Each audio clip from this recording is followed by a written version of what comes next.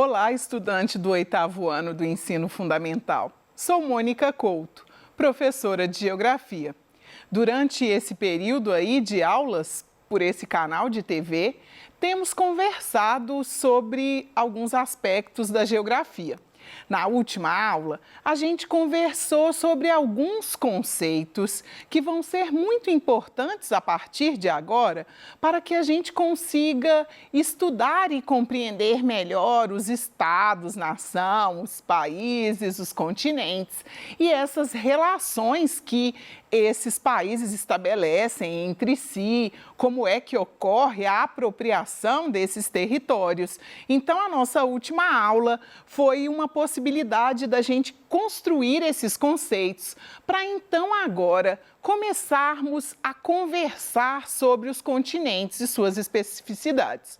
Na aula de hoje, a gente vai dizer sobre a regionalização do continente americano.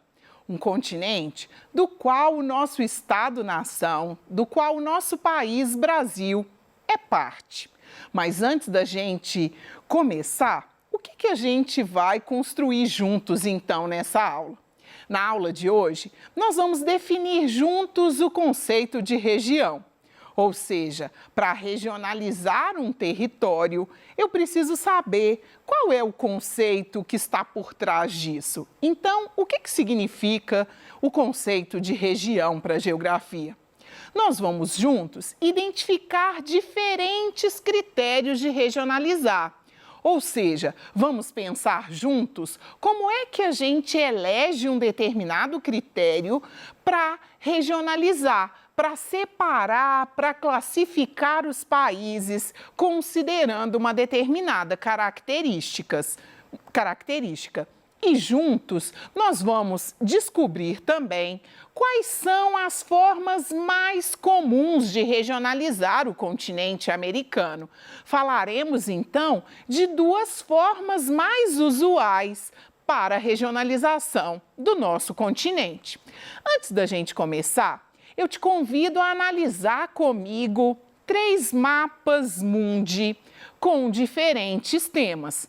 Lembre-se que os mapas na geografia, eles representam uma das nossas principais linguagens. Ou seja, o mapa na geografia é uma forma da gente espacializar todos esses fenômenos que a gente discute, tanto os fenômenos naturais quanto os fenômenos sociais, políticos, culturais.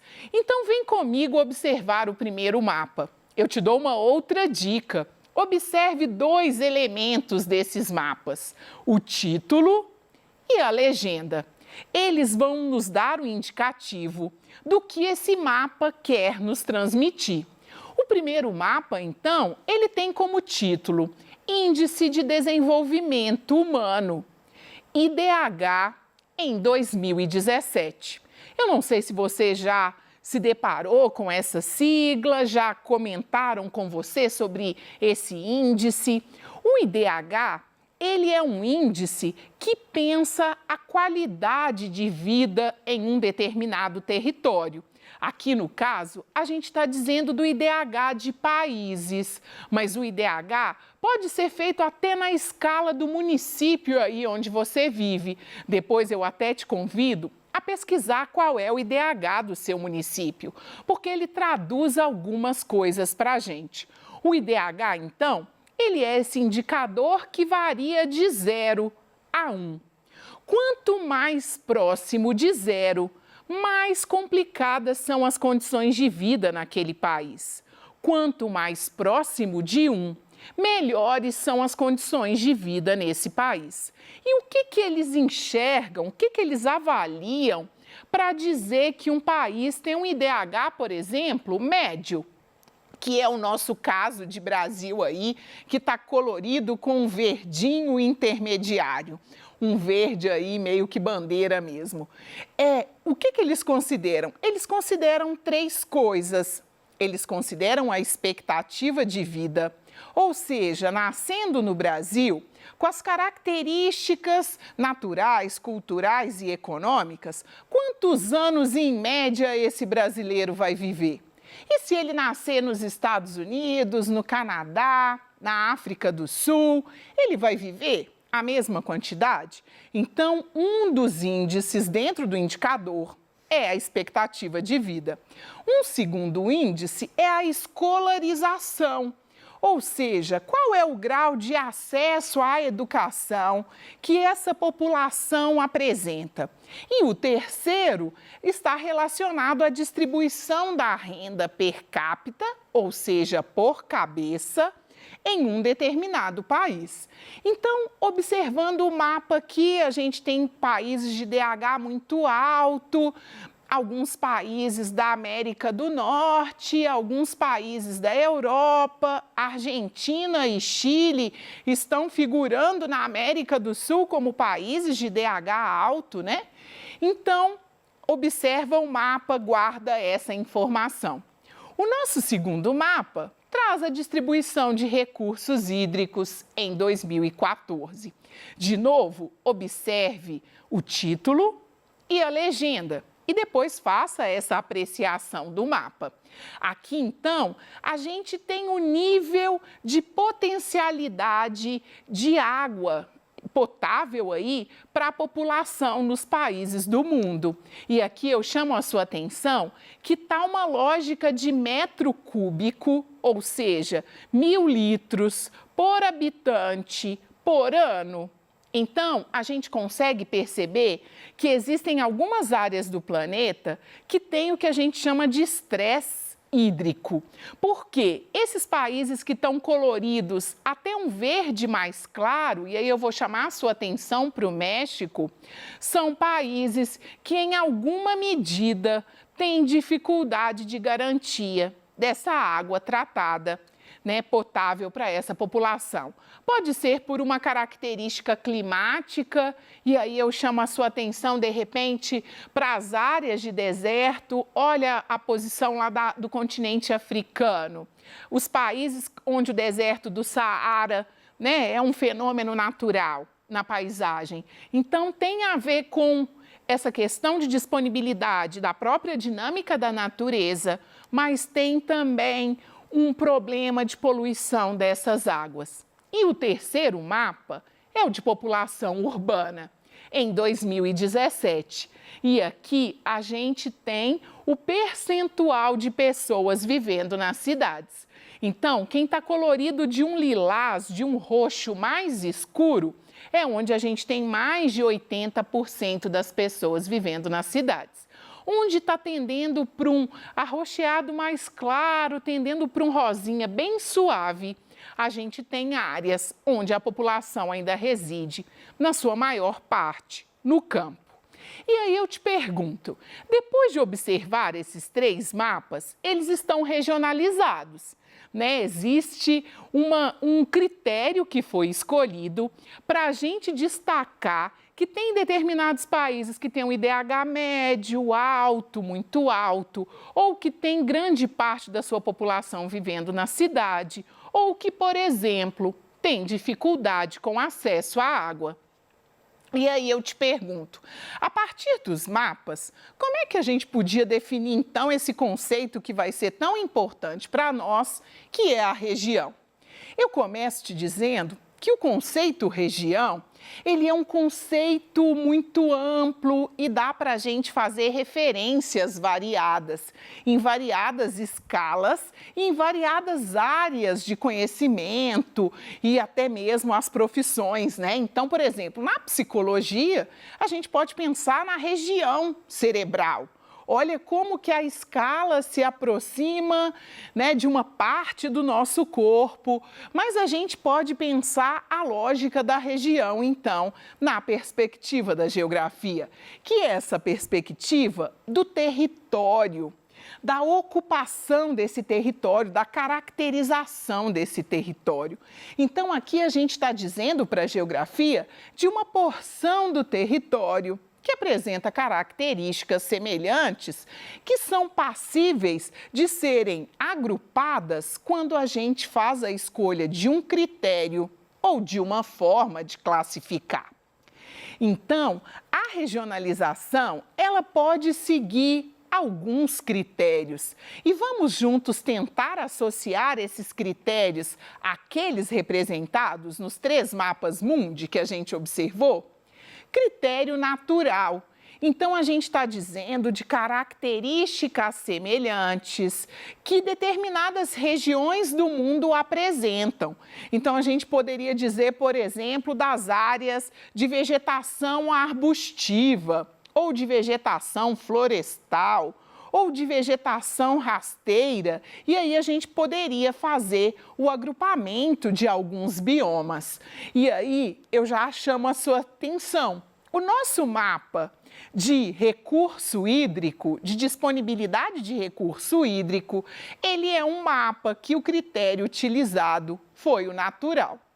E aí a gente pode ter mapas que representam regiões econômicas associadas ao PIB, ao Produto Interno Bruto, a tudo que é produzido naquele lugar. A quantidade de indústria e o potencial dessas indústrias.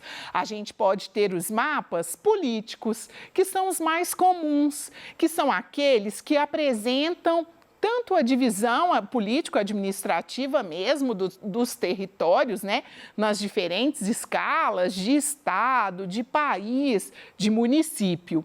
A gente tem uma forma de regionalizar que pode ser por critérios sociais, e aqui eu chamo a sua atenção, né? Os nossos 2 mapas, eles abordam critérios sociais, porque os nossos outros 2, a gente disse do IDH, a gente disse do Índice de Desenvolvimento Humano, que toca diretamente as condições sociais de um determinado lugar. E a gente disse também da população urbana. Então, a gente está dizendo de como se distribui essa população mundial. Esses mapas, eles podem ter, essa regionalização, ela pode abordar critérios culturais. Então, de repente, a gente pode fazer a regionalização pensando as matrizes religiosas. A gente pode fazer a regionalização pensando os grupos étnicos. E a gente ainda pode pensar outras formas de regionalizar, dependendo daquele estudo que a gente está fazendo e do levantamento que a gente está fazendo da nossa região. A gente pode, de repente, fazer uma regionalização pensando o Covid, por exemplo, no nosso estado, e pensando aí pelo número de casos. Isso acontece muito. Você se depara com esses mapas quase que todos os dias nos nossos noticiários. Então, é possível que nós mesmos, enquanto estudantes, a gente crie critérios de regionalizar para representar um determinado fenômeno. E aqui a gente chega, então, depois que construímos o conceito, em pensar quais são, então, as formas de regionalizar o continente americano. Como eu disse, a gente tem 2 formas mais usuais e são sobre elas que a gente vai tratar. A gente tem uma divisão da América, uma regionalização da América, que toca por um critério que é geográfico, ou seja, um critério que leva em consideração a localização. Pensando os nossos paralelos, a linha do Equador, o Trópico de Câncer, de Capricórnio e os círculos polares, a América, então, ela foi dividida em 3, né? A América do Norte, a América Central e a América do Sul. A gente vai conversar um pouquinho mais sobre cada uma dessas divisões. E tem um outro critério que a gente utiliza também para regionalizar o continente americano, que é um critério que diz sobre a história, a cultura e a socioeconomia. Você já deve ter ouvido falar que existe uma forma de regionalizar que tem a ver com a colonização, ou seja, tem a ver com aqueles povos que descobriram, vamos dizer que acharam, porque aqui já tinha muitas outras etnias vivendo nesse território da América, não só no Brasil, mas no continente americano como um todo. Mas é uma regionalização que está associada a isso. A gente não diz mais que ela é simplesmente por colonização, porque vão ter algumas características que vão gerar uma exceção. Então, a gente acaba não dizendo que é colonização. Então, vem comigo compreender um pouco dessa divisão que o critério é localização e é um critério geográfico.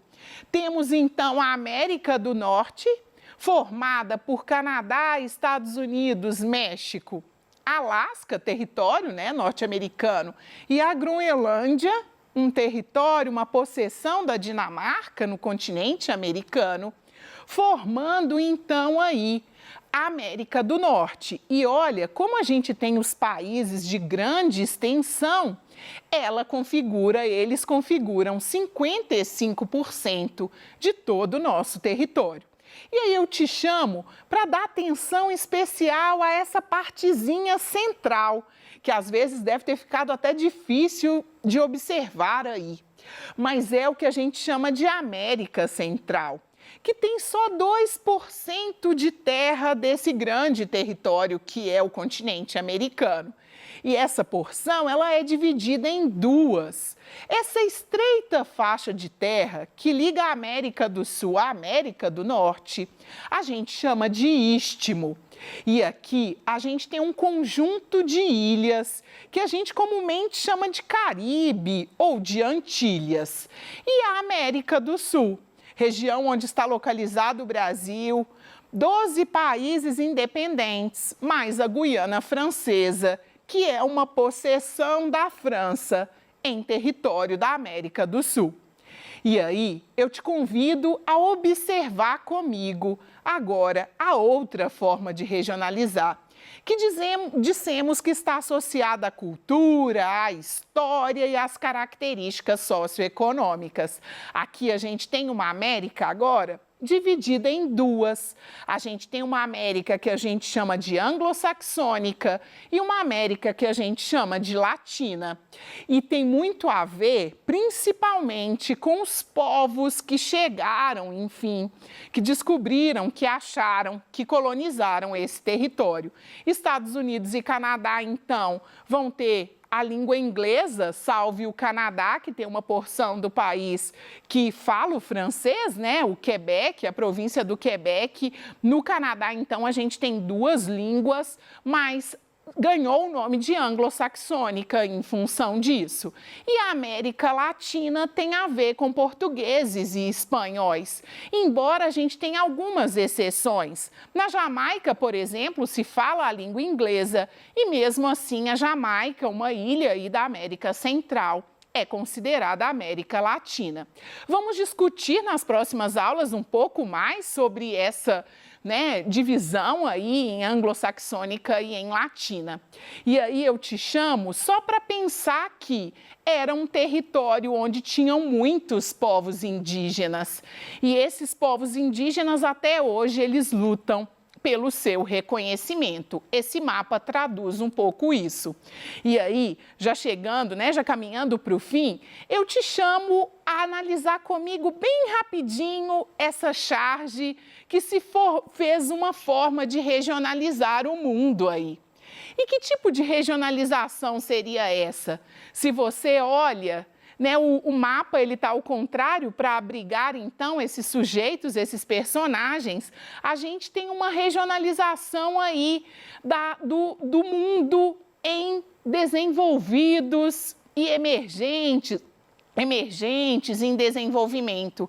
A gente tem aqui uma regionalização que pensa a divisão do mundo aí em países que dominam a produção da tecnologia e países que vivem dessa possibilidade da produção da matéria-prima. Brasil estaria nessa parte de baixo aí, pensando na segunda imagem, não na parte de baixo, mas na segunda imagem, a gente ainda tem um grande potencial pensando os produtos primários, e os Estados Unidos na porção aí que está acima, onde a gente tem a tecnologia. Então, na aula de hoje, comigo aqui, você viu que regionalizar é agrupar territórios escolhendo um determinado critério. E saiba que você também é capaz de regionalizar. Basta escolher o critério que mais lhe interessar. A regionalização ela pode ser feita pensando aspectos econômicos, naturais e culturais. O continente americano é comumente regionalizado, tanto pensando a localização, quanto pensando os fatores históricos. E aí, explore essas considerações que fizemos, pesquise o IDH do seu município e até a próxima aula.